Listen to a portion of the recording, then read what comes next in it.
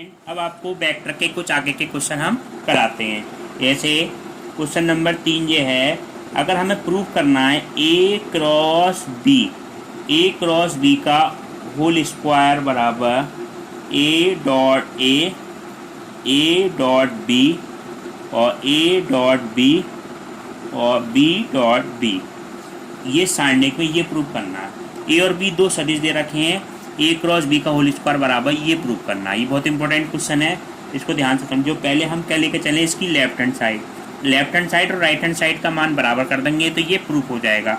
अब आप देखें, ए क्रॉस बी का होल स्क्वायर, इसको हम किस तरह से लिख सकते हैं। ए क्रॉस बी का क्या मतलब बताया था हमने, ए का मापांक, बी का मापांक और साइन थीटा और एन कैप, इसका क्या है होल स्क्वायर। एन क्या होता है, ए और बी पे लंबवत इकाई सदिश, तो इसका स्क्वायर खोलेंगे तो ए वेक्टर की मापांक का होल स्क्वायर, बी वेक्टर की मापांक का whole square, sine square theta n cap dot n cap, तो ये क्या माना जाएगा, ए कैप के मापांक का होल स्क्वायर, बी कैप के मापांक का होल स्क्वायर और साइन स्क्वायर थीटा इंटू कितना आ गया, 1 आ गया।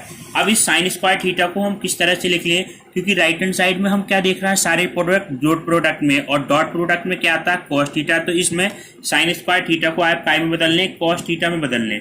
ए के मापांक का स्क्वायर, बी के मापांक का स्क्वायर, इसको हम कैसे लिख सकते हैं, 1 माइनस के कॉस स्क्वायर थीटा। अब इसको ए के मापांक का स्क्वायर, बी के मापांक का स्क्वायर की गुणा 1 से करें आप, तो ए वेक्टर के मापांक का होल स्क्वायर, बी वेक्टर के मापांक का होल स्क्वायर माइनस ए वेक्टर के मापांक का स्क्वायर, बी वेक्टर के मापांक का स्क्वायर और कॉस स्क्वायर थीटा। अब आप इसमें देखें, ये तो वैल्यू हमारी ऐसी रही, ठीक है, ए वेक्टर के मापांक का स्क्वायर, बी वेक्टर के मापांक का स्क्वायर माइनस, इसको हम ऐसे लिख सकते हैं ए डॉट बी का होल स्क्वायर, क्योंकि अगर हम ए डॉट बी को खोलते हैं तो ये तो आता है ए वेक्टर का मापांक, बी वेक्टर का मापांक, कॉस थीटा। अब तीनों पे स्क्वायर लगा हुआ तो स्क्वायर हमने क्या लगा दिया, इसके ऊपर लगा दिया। अब यही वैल्यू किसकी आई है, लेफ्ट हैंड साइड की आई है। अब हम वैल्यू किसकी निकालेंगे, हम बच्चों राइट हैंड साइड की। राइट हैंड साइड वैल्यू क्या है हमारी, सारणिक में हमें वैल्यू क्या दे रखी है, ए डॉट ए और ए डॉट बी और ए डॉट बी और बी डॉट बी, ये मान दे रखा है। सारणिक में हम इसकी कैसे खोलेंगे, इसकी मल्टीप्लाई और माइनस ये, तो ए डॉट ए और बी डॉट बी माइनस क्या आ जाएगा, ए डॉट बी का whole square. A dot A, इन दोनों के समान वेक्टरों का डॉट प्रोडक्ट क्या आ जाएगा, ए वेक्टर के मापांक का होल स्क्वायर, ऐसे ये क्या आ जाएगा, बी वेक्टर के मापांक का होल स्क्वायर, और इसका डॉट प्रोडक्ट कैसे खोलेंगे, ए का मापांक, बी का मापांक और वैल्यू क्या आ जाएगी, या आप ऐसे भी लिख सकते हैं, ये भी राइट हैंड साइड प्रूफ हो गई, ए डॉट बी का होल स्क्वायर। अब आप देखें, हम ये लेफ्ट हैंड साइड बराबर किसकी हो गई, राइट हैंड साइड की, तो ये क्या हो गया, क्वेश्चन प्रूफ हो गया। दोनों तरफ से लेके चले और ये हमने वैल्यू क्या कर दी, प्रूफ कर दी। अब आप देखिए नेक्स्ट क्वेश्चन, हमें अगर ये प्रूव करना है, चौथा क्वेश्चन ये है, A cross B plus B cross C plus A vector plus C cross A plus B vector बराबर 0 वेक्टर प्रूव करना। ठीक है, 0 वेक्टर इसलिए लिखा जा रहा है, तो जो वेक्टर आएगा वो सदिश राशि आती है क्रॉस प्रोडक्ट में। ठीक है, दो वेक्टरों का क्रॉस प्रोडक्ट करते हैं, तो हम इसकी वैल्यू लेके चले लेफ्ट हैंड साइड, पहले लेफ्ट हैंड साइड ले लेंगे। अब बिल्कुल सिंपल क्रॉस प्रोडक्ट यानी कि एसोसिएटिव लॉ लगा देंगे, ए क्रॉस बी प्लस क्या आ गया जो ए क्रॉस सी, बिल्कुल सिंपल क्रॉस प्रोडक्ट करते चले जाओ, plus B cross C plus B cross A plus C cross A plus C cross B, ये हमने मान लिया। अब आप देखें, ये ए क्रॉस बी तो ऐसे रहा, प्लस ए क्रॉस सी भी ऐसे रहा, प्लस बी क्रॉस सी ऐसे रहने दो। ये बी क्रॉस ए है, यहाँ पे वैल्यू क्या है, ए क्रॉस बी। ये क्रम विनिमय के नियम का पालन नहीं करता, इसको आगे पीछे करते हैं तो चिन्ह किसका आ जाता है, माइनस का। ये क्या आ जाएगा बच्चों, ए क्रॉस बी, ऐसे ही क्या आ जाएगा, माइनस ए क्रॉस सी और माइनस बी क्रॉस सी। अब जो वैल्यू प्लस की वही वैल्यू कैसी है, माइनस की, ए क्रॉस सी, ए cross C, B cross C, B cross सी बराबर कितना आ गया, काट के 0 वेक्टर आ गया। ठीक है, अब आप देखें नेक्स्ट क्वेश्चन। नेक्स्ट क्वेश्चन आपका क्या है, अब आप देखें नेक्स्ट क्वेश्चन समझें। यदि A vector A cap B cap और सी कैप इस प्रकार के इकाई सदिश हैं कि ए डॉट बी कैप बराबर ए डॉट सी कैप बराबर 0 और बी और सी के मध्य का कोण कितना है π/6 है। तो सिद्ध करना है ए कैप बराबर ±2 बी क्रॉस सी, ये वैल्यू प्रूव करनी है। पहले देखो इस क्वेश्चन में क्या क्या दे रखा है ये समझो ध्यान से आप, ठीक है। सबसे पहले हमें ये दे रखा है सोल्यूशन, देखो क्या करना है इसमें। ये सबसे पहले दिया है A cap dot product B cap बराबर 0। कैप का मतलब ये दोनों वेक्टर कैसे हैं, इकाई सदिश, इसका मापांक हमारा क्या आएगा 1 आएगा। अगर इनका डॉट प्रोडक्ट 0 है यानी कि हम ये कंडीशन ये निकालेंगे कि ए वेक्टर ए कैप परपेंडिकुलर कैसा होगा, बी कैप के परपेंडिकुलर होगा। हमें दूसरी कंडीशन क्या दे रखी है, A cap dot product C cap बराबर 0। इससे क्या हो जाएगा, निष्कर्ष निकलेगा ए कैप इस परपेंडिकुलर कैसा होगा, सी पे होगा। हम ये अगर दोनों को मिला लें कि ए वेक्टर बी पे भी परपेंडिकुलर है और ए वेक्टर सी पे भी परपेंडिकुलर, तो हम ऐसे लिख सकते हैं ए वेक्टर ए कैप किस पे होगा, सदिश बी बा सी पर लंबवत होगा। ये कह सकते हैं कि जब ए वेक्टर बी पर परपेंडिकुलर है और ए वेक्टर सी पर परपेंडिकुलर है तो सदिश ए वेक्टर जो सदिश होगा ए, वो हमारा क्या होगा, बी और सी पर क्या होगा, लंबवत होगा। पहली कंडीशन तो आपकी ये आ गई। दूसरी, अगर कोई भी दो वेक्टर हो हमारे, एक जैसे बी वेक्टर है और सी वेक्टर है, तो बी क्रॉस सी, जो B cross C B cap और क्रॉस सी कैप जो वेक्टर होता है वो हमेशा क्या होता है, इन दोनों वेक्टरों पे परपेंडिकुलर होता है। अब दूसरा नियम क्या आ गया कि ये कंडीशन ए कैप इसके परपेंडिकुलर ऑलरेडी है, ये भी परपेंडिकुलर है और एक वेक्टर हमारा ये भी परपेंडिकुलर, दो वेक्टर परपेंडिकुलर है, तो ये दोनों वेक्टर आपस में कैसे हो गए, समांतर हो गए। आप ये लिखेंगे, ये देखो ये तो हमारा नियम हो गया, ये तो हमें क्वेश्चन के नियम के हिसाब से हो गया।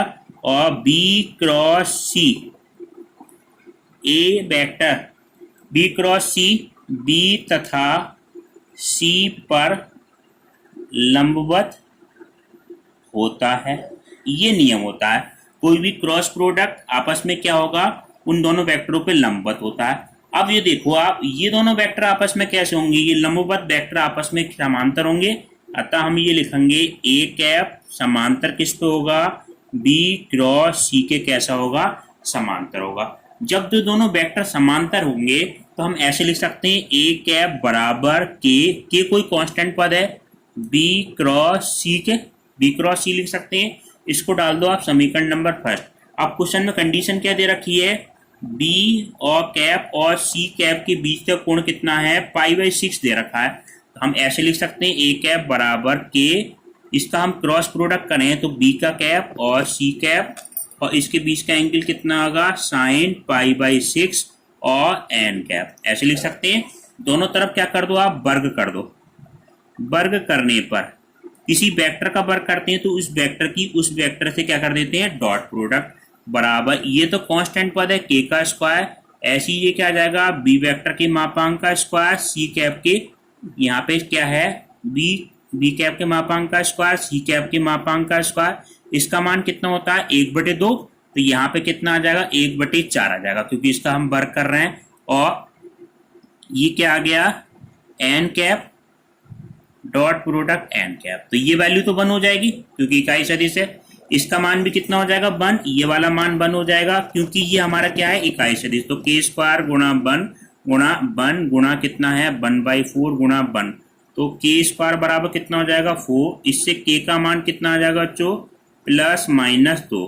के का मान +-2 आ गया। के का मान आप कहाँ रख दे, समीकरण नंबर 1 में रख दें, ठीक है। के का मान समीकरण नंबर 1 में, तो ए कैप बराबर कितना आ जाएगा +-2 और बी क्रॉस सी, ये आपका प्रूफ हो गया, ठीक है। अब आप देखें नेक्स्ट क्वेश्चन दिखा देते हैं आपको। दो सदिश हैं, सदिश 3i - j + 3k तथा -2i + j - 2k के लंबवत 9 इकाई परिणाम का सदिश ज्ञात करो। परिणाम वाला सदिश ज्ञात करना है। तो दो वेक्टर हमें दे रखे हैं, इस पर लंबवत इकाई सदिश ज्ञात करना है जिसका परिणाम कितना हो 9 इकाई। तो कौन कौन से सदिश दे रखे हैं, ए वेक्टर हमारा क्या दिया है 4i - j + 3k और दूसरा वेक्टर हमें क्या दे रखा है, -2i प्लस जे और -2k। तो दो वेक्टर कभी भी दे रखे हों और उस पर लंबवत इकाई सदिश आपको निकालना है। तो लंबवत इकाई सदिश के लिए सूत्र क्या होता है आपका, a cross b upon a cross b का मापांक। ऊपर दोनों का क्रॉस प्रोडक्ट हो जाता है और नीचे उसी क्रॉस प्रोडक्ट का क्या आता है, मापांक आता है। ये तो आपका सूत्र होता है लंबवत इकाई सदिश के लिए। अब a क्रॉस b हम किस तरह से निकालते हैं, सारणी बनाते हैं। ये नियम बताया था आपको, i j के ले लेंगे। पहले a वेक्टर है तो a वेक्टर गुणांक कितना आ रहा है आपका 4 -2 3, फिर b वेक्टर का -2 1 और -2। अब a वेक्टर का मान हम निकालेंगे किस तरह से, देखो i इसको छुपाए, इसकी गुणा कितना हो गया, ये वैल्यू कितनी हो जाएगी, i इसकी क्रॉस प्रोडक्ट करेंगे 4 माइनस के मान कितना है, i को वेक्टर लिया, i को छुपाए, इसकी गुणा करेंगे कितना हो गया 2 -3, फिर -j को लेंगे तो इसकी क्रॉस प्रोडक्ट कितना आएगा -8 और -6, माइनस पहले से है तो क्या हो जाएगा +6 प्लस के, और ये कितना हो जाएगा 4 -2, ये वैल्यू कितनी आई -i और माइनस का 2 है और माइनस का पहले से तो प्लस का कितना हो जाएगा 2j और +2k। ये मान आ गया आपका a क्रॉस b का मान। ठीक है, a क्रॉस b का मान आ गया। अब a क्रॉस b के मापांक अगर हम निकालें तो इसका मापांक कितना हो जाएगा, √ के अंदर -1 का स्क्वायर कितना हो जाएगा 1 प्लस कितना हो जाएगा 4 + 4 बराबर कितना होगा √ के अंदर 9 बराबर 3।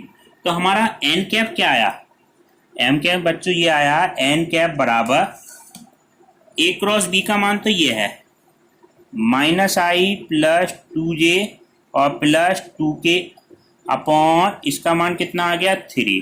अब क्वेश्चन में क्या पूछा है, जी जिसका परिणाम कितना होगा 1 होगा, क्योंकि लंबवत इकाई सदिश है। कितने परिणाम का पूछा है, 9 परिणाम का पूछा है। तो काय से गुणा कर देंगे दोनों तरफ, 9 n कैप बराबर कितना हो जाएगा 9 से गुणा कर दो, ये -i + 2j + 2k बटे कितना आ गया 3, 3 3 9, ये कितना आ जाएगा 3 -3i + 6j और प्लस के 6k। ये आपका क्या हो गया, आंसर आ गया। ठीक है, अब आप देखिए नेक्स्ट क्वेश्चन, क्वेश्चन नंबर 10। यदि किसी त्रिभुज में दो भुजाएं के सदिश क्या दे रखे हैं, i + 2j + 2k तथा 3i - 2j + k से निरूपित हो। ये दो भुजाओं की क्या लंबाई के लिए दे रखा है, तो त्रिभुज का क्षेत्रफल ज्ञात करना है। अब हमें क्या दे रखा है, दो भुजाओं के लिए दो भुजाओं का सदिश दे रखा है। ठीक है, पहला भुजा कौन सी दे रखी है, इसका मान दिया है i + 2j और +2k, और b वेक्टर हमें क्या दे रखा है 3i - 2j और +k। इसका त्रिभुज का हमें क्षेत्रफल निकालना है। तो त्रिभुज का जो क्षेत्रफल होता है वो क्या होता है 1/2 a cross b। a cross b का मापांक तो 1/2। क्रॉस प्रोडक्ट कैसे निकालेंगे आप, सारणी से निकालेंगे, i j k, i के गुणांक कितना है 1 2 2, उसके बाद 3 - 2 1। अब ये देखो आप कितना आ जाएगा 1/2 मापांक में रहेगा, पहले सारणी को हल कर दे, जो वैल्यू हो जाए उसका मापांक निकलेगा i, ये वैल्यू कितनी हो जाएगी 2 और प्लस कितना हो गया 4।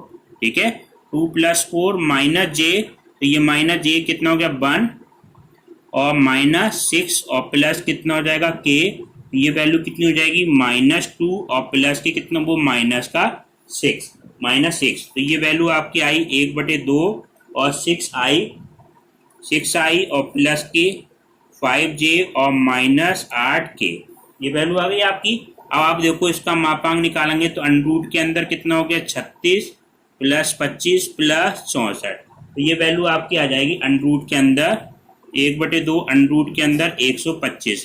125 को ऐसे लिख सकते हैं 5 √ 5/2 और वर्ग इकाई। ये इस त्रिभुज का क्षेत्रफल हो गया आपका 5 √ 5/2 इकाई। ठीक है, अब नेक्स्ट क्लास अगले पार्ट में करेंगे।